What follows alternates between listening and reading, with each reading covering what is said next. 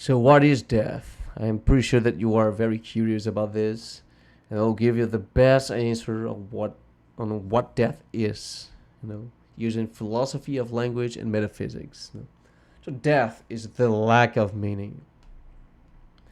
We'll analyze Geoffrey Carey's book called Death, where he assesses the opinion of the most famous philosophers who have written about the topic, and of course his own opinion, and demonstrate that any explanation, theory, or superstition that we have nowadays is insufficient and inconsistent, being linguistically contradictory and thus metaphysically impossible. According to an idealist view, you have to remember the difference between realism and idealism. Idealism is when you deal with the world thinking that the existence of the world depends on your mind. The realism is the contrary. The world exists independently of people seeing it. But we are going to see the details of this discussion here.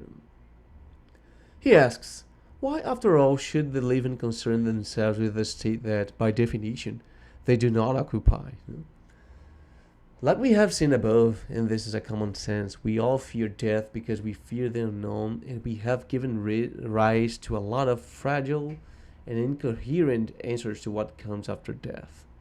What should we study and have a good life if we are going to die in the end? And this is the classical question that people do, mainly in Recife here in Brazil. Sometimes we try to justify this with the excuse that we are leaving for the world our legacy and contributions for a better future for humankind, including this paper, which I personally think that can make people at least think about something that they don't usually think about. So let's think about death, right? Death is supposed to be the contrary of life, so the living should not care about this, as much as we don't care for a while about losing a job while we are still working for the company, right? Until we do. This is the biggest problem of human cognition and social dynamics, right? We only care about things when they are right in front of us, right? Like we usually don't care about these very distant things while we are not dealing directly with it. So this expression here, until we do, is something very strong concerning our making, our decision making movements, right? By the way, I've written a paper about this, and let's hope that I can publish and make a video about it too. So death is about an apparent and unavoidable transformation. But can we even be aware that we are dead or being alive and given this condition a name is a necessary condition to consider the existence itself as a linguistic reality because it has a name? So can we only say that things exist because they have a name or they can have a name? So is it a necessary condition, to at least say that this is exists in the linguistic reality? And can we really talk about a reality without language? I don't know. I don't think so, actually. Is there a good or right way to live? Should we all be heroes? Should we all have to do great things? What are the criteria to classify all of these anyway? There is none, actually. At least nothing more than realize that the more influence you can perform on the human existence and the promotion of the longevity of these species, more important you are supposed to be, although we do not have any special reason for continued living, right? So, is your purpose to maintain the humankind alive? Apparently, we have a psychological tendency to believe that everything in this world is compensated. That is, everything has a price, and sooner or later, we'll pay for anything that happens, allegedly either good or bad. This means that, for example, a person considered a hero should have had a heroic and honorable death. If dying in a certain way could be considered any advantage for all of his or her deeds. So this is another theory of mine. I've called this Lavoisier complex, in which I consider that being God, the only thing that can actually exist by definition, this token, God, you can call it whatever you want, X, Y, I don't know, I don't care. But let's suppose that there is a concept called God that has the necessary property. It necessarily exists. So only God would exist. If only God would exist, everything that we think that exists would not exist. So the impression that we have that I have a computer, that I have a hand, or I am a human being, all of these things are illusions created by forces that can nullify themselves because we don't exist. Only God exists. So we think that we exist, but there is something that is always nullifying me because I don't exist. So this impression that we have that everything is compensated in this world comes from this metaphysical fact that, for example, if I'm a hero, I at least deserve honorable death, right? But uh, this Lavoisier complex makes us think like this, that we have to think that nothing is lost and nothing is gained, but everything is compensated in a metaphysical balance. Joffre mentions the Roman Stoic philosopher Seneca. He was just one of many writers to have warned against wasting the limited time we have, and that people who do not think about their own frailty or notice how time is passing are shocked when death comes to realize how little has been done. Once more, without any real criteria, these are just coaching in an arbitrary meritocracy, right? Seneca finishes saying that having limited horizons and being reluctant to delve on ultimate questions, they are controlled by their fate rather than controlling it. So this is what I try to tell all my friends. You might be rich, you might have the prettiest of the women, but yielding to your desires is just a way to be a slave to your own existence. The best way to surpass this impression is doing philosophy and investigate your own capacity of investigate things. So this is what I call ultimate questions. So control your fate and not be controlled by it. Given a particular importance to the definitive and undoubtful importance of the philosophical activity in answering the biggest existential questions, seeing as practically slaves to those who deny this approach and only concern themselves about material and practical life of consume. Joffre talks about Plato in his argument in Phaedo that we are supposed to have a kind of eternal life because there must be something that remains, which would be the soul, made by spiritual substance and thus resistance to time and transformations of materiality. This makes sense if there are the things that decay, the opposite, linguistically speaking, and of course metaphysically existent. You can see that I'm always making a relationship between language and metaphysics, right? We cannot do one without the other. If they aren't actually the same thing. Joffre disagrees with the idea of eternal life because all the analogies of our experience suggest that nothing is of infinite duration. So, why would life be infinite, right? And this wouldn't make death only a different kind of life. Without noticing, like all critics to determinists, when a non-determinist person has to be determinist to criticize the determinist, I always say this to my friends.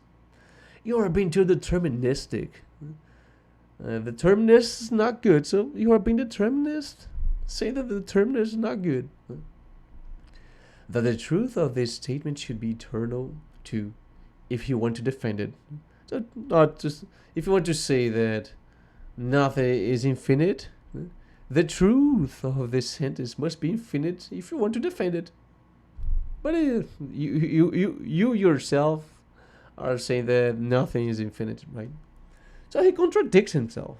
Anyway, this idea flirts with the initial question of this section about why we care for doing great things, be respectful and gentle, to be compensated as a spirit in an eternal, secure, and happy life after death. According to this death would not be more than a simple different kind of life. Independently of whether this promised paradise is true or not, this does not concern us, for this is not about death at all. So, what is death anyway? More than trying to define death itself as a phenomenon comprehensible to human beings, Joffre highlights some aspects that could help us to see any importance whatsoever to think about this in the first place, saying that death is a personal extinction and that the various ethical and existential questions that the prospect of death raises are most profitably viewed from this perspective.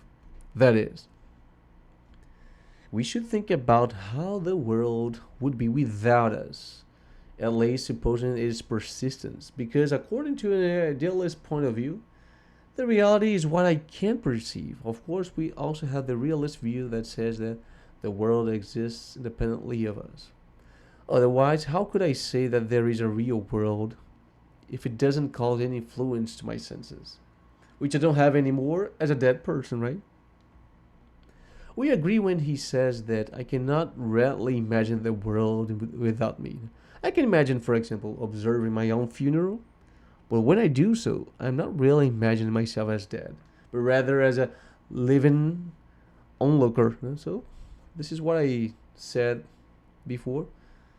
Considering that you are still conscious after death, you are simply alive in a different way. Mentioning Martin Heidegger talks about how life is a mode of being towards death. This guy is always trying to make some new concepts, right? I hate this guy. And for this, we should be authentic while living, doing all the things which we actually believe in, without yielding to any social pressure about doing the right thing. But this is a good idea, right? This is what I do. I don't care so much about money, about having the most expensive car, and whatever, because I believe that philosophy is what makes me human. So you can see that I was supposed to be just giving you English classes here, but I believe that the best way to learn a language is to use it. And the best way to use the language is talking about language and existence itself. So this is doing philosophy in general. This idea makes us think that life is something that we should, at principle, respect and honor as a gift from God, according to some religions, and be thankful to be existent. However, we know that things must not be like this or anything else in particular. By the way, there are people who say that they don't have any obligations in life because they have not asked to be born. Can you believe this? Does that mean that death would be any kind of reward related to the things that we have done in life based on how much we have honored it? Mentioning Simone de Beauvoir, who says that death is the external limit of my possibilities and not a possibility of my own, Joffre says that we cannot grasp the full meaning of our own mortality from our own experience. Instead, she notes, I know that I'm mortal just as I know that I'm mode, by adopting the outsider's view of me, highlighting the importance of the other's view. However, this is a big problem because he is not assuming once again something that is convenient to the simplicity of the investigation, which is the assumption of others' minds without any metaphysical truth in this contingent, right? So if you think that I exist, you must think again. I'm not just talking about the fact that I can be an artificial intelligence talking to you, but I'm talking about you look into your mother and ask yourself, can you prove that she exists? What are the criteria to prove that someone really exists? And can you prove that you exist? Either way, he says that death is a phenomenon that cannot be truly solo. We have always to think about the people who will be affected by our deaths, which is something that we will not develop because we have seen footnote 3 that there is no proof that the world persists after our deaths. In our perspective, which could be the only one actually existing. So maybe everyone in this world is an NPC, and you are the the only person who actually exists, or the opposite, right? We must be careful when we have to be rigid and really solid with the arguments, right? Philosophy is not about giving you good news, but it is about telling you the harsh truth about existence. If there be other minds and perspectives, this is a present subjunctive, right? If there be, idealistically or realistically speaking, undecidable, we could define death as our almost possibility. This is what this guy says.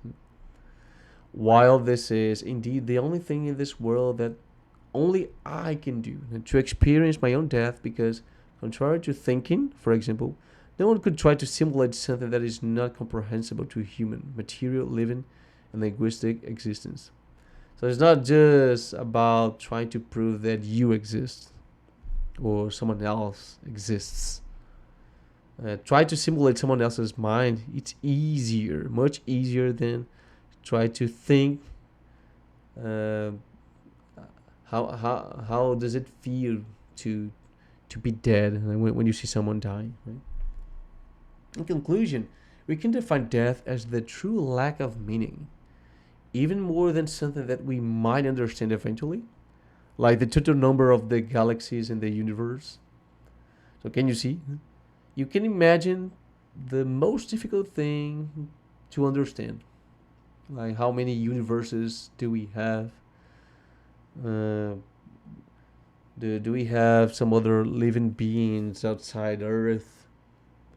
I don't know. You can imagine all kinds of difficult questions, but everything might be understood by your rationality. But death, you cannot. And more contradictions, like the squared ball, even contradictions. You can simply try to imagine this. No? Because in these cases, we can at least try to imagine those things. No? While death must be something out of the knowing of the things, which is something that we do use in language in this meaning. And yes, we are contradicting ourselves, linguistically defining the lack of meaning itself with meaning. But at least we know, we now know all the things that death is not, which is, by the way, everything that exists. So death is the non-existence by itself, by definition. And it is, by definition, something that you cannot comprehend. You cannot comprehend death. This is the definition. And we know this because we are studying death in function of the concept of meaning itself, which is, by the way, what we look for in life, right? We want to understand the meaning of things, including the meaning of meaning. So there's no other way to investigate a concept without putting it in function of the concept of meaning itself. So what do you think? Are you ready to die? This is what death is when you cannot comprehend anything whatsoever by definition. See you in the next videos then to show the other three concepts: boredom, loneliness, and fear, and to demonstrate to you how they connect to each other, making a vicious or virtuous cycle. You decide. See you in the next video then. Don't forget to share with your friends and like the video. Bye bye.